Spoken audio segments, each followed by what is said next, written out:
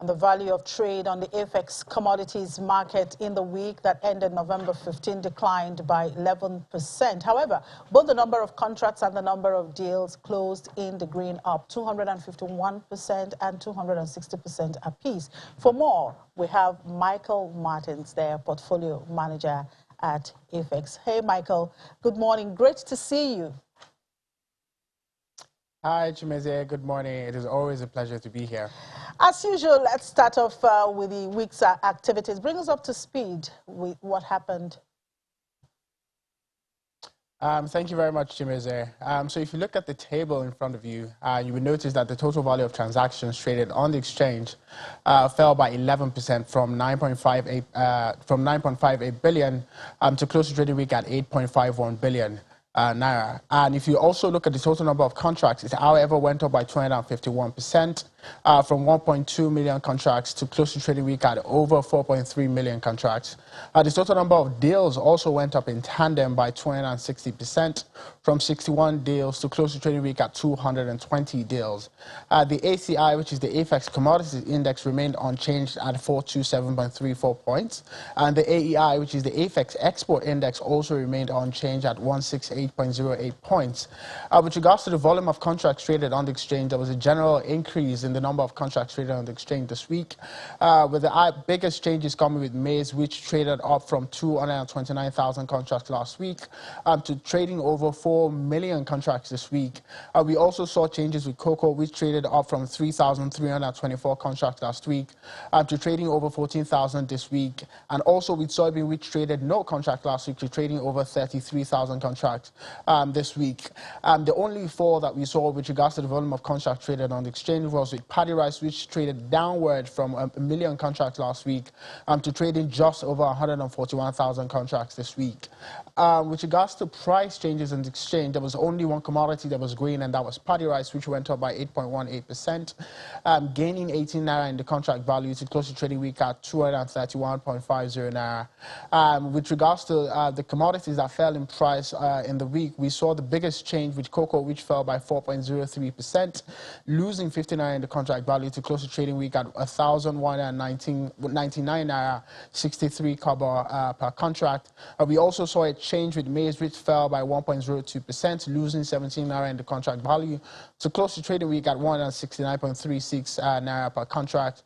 And then lastly, but certainly not least, we have a slight change with soybean, which fell by 0.35%, losing just 13 naira in the contract value to close the trading week at 363 naira per contract.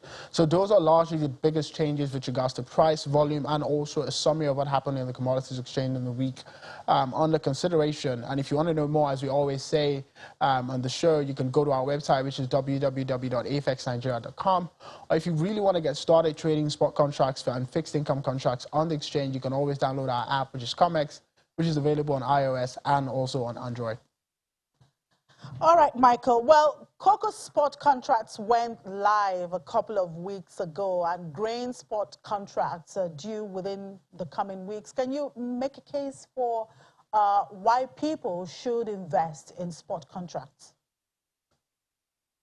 Thank you very much, Chimeze, for that question. And I think that's largely an even important question in light of the fact that the spot contracts will be launching in the coming weeks. So the simplest way to explain it is this. Without spot contracts, right, if you wanted to engage in the commodities market, if you wanted to invest in the commodities market, what you would have to do is essentially go to one of the biggest markets or any of the markets that are, where grains are currently traded, buy those commodities, look for a place to store them, and then hope that, the price of that commodity appreciates over time, usually over a 9-month period, which is like the traditional or the conventional commodity trading cycle. What spot contracts allow you to do is that they allow you to also take that type of position in the commodities market without you actually holding those physical commodities in your hand, right? Before spot contract, you would have had to buy those physical commodities, look for a place to store them, and then also look for somebody to sell them to, right? In hopes that, and also you have to pray and hope that the price of that commodity would also appreciate. In buying spot contract, it's almost the equivalent of buying the stock of a company, whereby you're buying the right of ownership to a particular volume of commodity. And instead of you also having to look for a place to store, you don't necessarily have to do that when you have a spot contract. And instead of you also having to look for somebody to sell that, sell that commodity to, the physical commodity to, in this case, if you buy a spot contract, there is enough liquidity on the exchange, that would allow you exit and enter your position as and when you want to do that.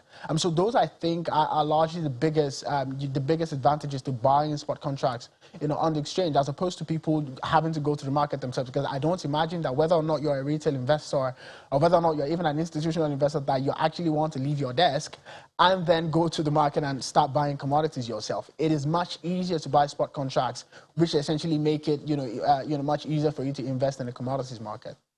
I see. Now, ETC is also another product that was launched last year. Can you give us a sense of how well it did this year and what the plans are for next year? So thank you very much, Chimeze, for that question. I think it's a beautiful one because the pilot of the ETC was launched last year. It was the first time we're launching the product, and we wanted to essentially test how well that type of product was essentially going to do. So just to explain what an ETC is, so as opposed to you individually buying, buying individual spot contracts in the market, whether that's a maize spot contract or a soybean, spot contract, or even a cocoa spot contract, you essentially get to buy a basket of commodities in what we call an ETC, which is an exchange-traded, commodity. It's similar to what you have with ETFs, which essentially baskets different spot contracts together, and then it allows you to buy that entire basket at once. When we launched the product last year, the product was launched at, I think, if I remember correctly, at around 10,000 naira per contract. It then closed, I think, at the end of a 270-day period, which is about 9 months, at, I think, around 16,800 thereabouts, meaning that investors over a 9-month period made approximately 68%. Now, that's not where the juice is. When you understand that when you analyze that amount, it more or less amounts to more than 90% over the course of a 12-month period. I don't think any other investment asset class did as well as that, over the last 12-month period, right? And I think that's sort of symptomatic of what we are expecting in the new commodities market trading season. The ETC will be launching in the next couple of weeks, and I do hope that this time, that a lot of people are, are willing to participate in that market, because there is potential to make, a significant amount of money from the commodities market. Now, just before I let you go, Michael, the October inflation numbers was just released recently. How did you guys at Apex read those data, and how's your market responding to that? Thank you very much, Chimeze, for that question.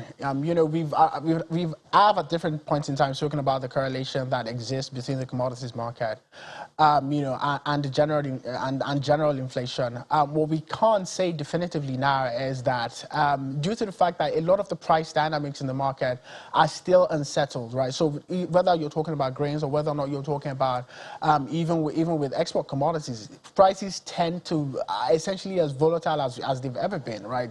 So take, for example, a commodity like soybean. So soybean essentially went down from about 380 to 340 in the last 2 weeks, only to come back to around 390 yesterday. So we are seeing a significant price movement across board, for some of the commodities that are traded on the exchange.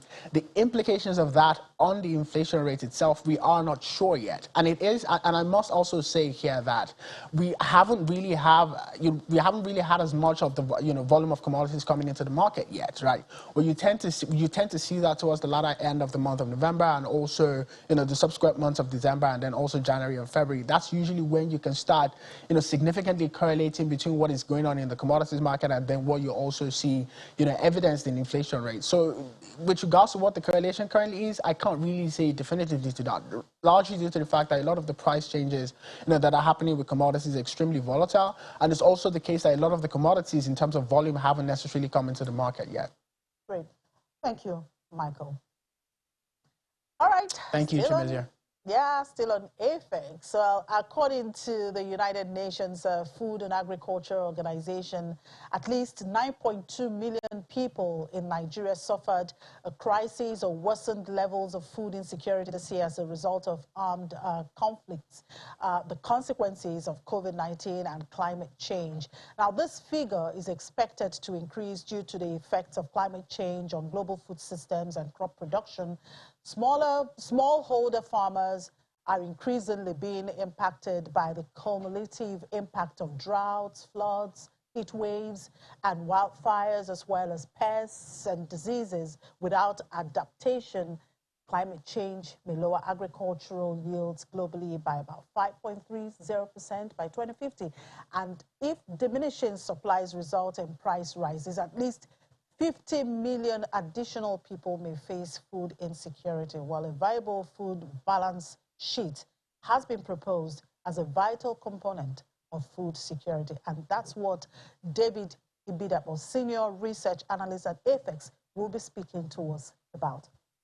Thank you very much, David, for joining us on the program. Yeah, thank you, Chimezi, for having me. So how important is a food balance sheet in tracking food security in the country? Okay, I think for us to establish the importance of food balance sheet in achieving food security, I think one of the first things we have to also establish is what is even a food balance sheet, right? So it's actually, it just shows us a comprehensive picture of the pattern of a nation's food supply, right? So when we look at data points around food production, right? Our import levels, what is available for households to consume, and other very important data points around food, around the agricultural space, and that's what it shows us a very comprehensive picture, right? And also looking at utilization of our food, right? And also, it's very important for us to understand that in churning out policies, right, any policy that is churned out that is not data backed is actually a plan to fail, right? And so having these important data sets, which we actually help national governments to be able to analyze and also bring out policies that are actually important enough to drive food security in the country. So I would say that's one of the major importance of food balance sheet. Sure. So one of the functions of a food balance sheet is that it establishes the food situation in the country, yeah. Just as you said, through estimations and projections, and of course promotes agricultural development through policy and import-export trade analysis. So what are the immediate steps in terms of policies Nigeria can actually get into to have a functioning food balance sheet to enhance its food security? Thank you for that. So I would say, first of all, there must be a political will to do that, right? And also, secondly, we must actually set up more or less like I would call a sustainable food balance sheet committee that will be tasked with the responsibility of ensuring that this data are actually gathered, right? This data are analyzed, and based on that, recommendations are actually made to the government, or even private institutions can also make these recommendations to ensure that good policies are actually churned out based on the data that has been derived from the survey and everything. Then also, it's important for us that to understand that one way we could also achieve food security is by ensuring that the federal government is very, very intentional in investing, right, in that space, right, and also like funding. So I would say funding research activities around gathering data, and also intentional investment in technology solutions that would actually help, that would actually ease the activities around gathering data on our food balance sheet. So how can private organizations like AFEX, can help achieve an accurate food balance sheet to help drive food security? Yeah, at IFEX, we've started a lot of activities around that. I found one which everyone can attest to is our recent crop production survey, right, which we started last year, and also it's something that we believe is a very important part in a nation's food balance sheet. That's where you're looking at production levels, and also we are looking at trying to forecast what production levels are, which we believe are actually very, very important. So that's one activity that we are engaging in at FX to ensure that we also contribute to achieving food security in the country.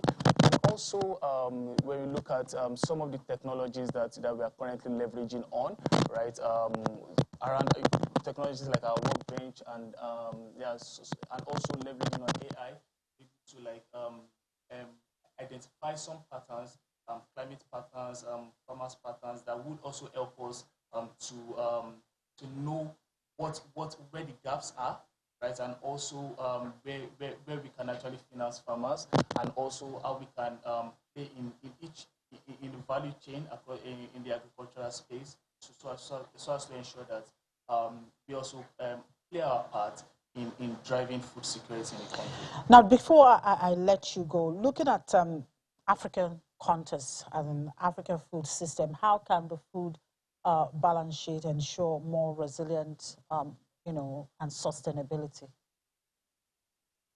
Food system. One of the things that we've been able to establish is the fact that we are at a critical period, right, where food systems have been threatened by climate-induced shocks, right? That has also been threatened by some level of crisis, and also even the recent COVID-19 pandemic, right? We believe that one way that food balance sheet is going to be able to drive food security in Africa will be through helping to boost regional trade, right? So when economies of the world are able, when economies in Africa, national governments in Africa are able to establish some patterns through data collection, right, across key data points in the food balance sheet, right, they will be able to take adequate position in terms of policy, right, to be able to drive trade, be able to drive spurring production levels across the countries. And we believe that in the light of the CFTA, right, one of the first steps for national governments in Africa to unlock the gains that AfCFTA actually brings will be to have a comprehensive and a sustainable food balance sheet. David, thank you very much. We do appreciate your time. We take a moment. We'll be back.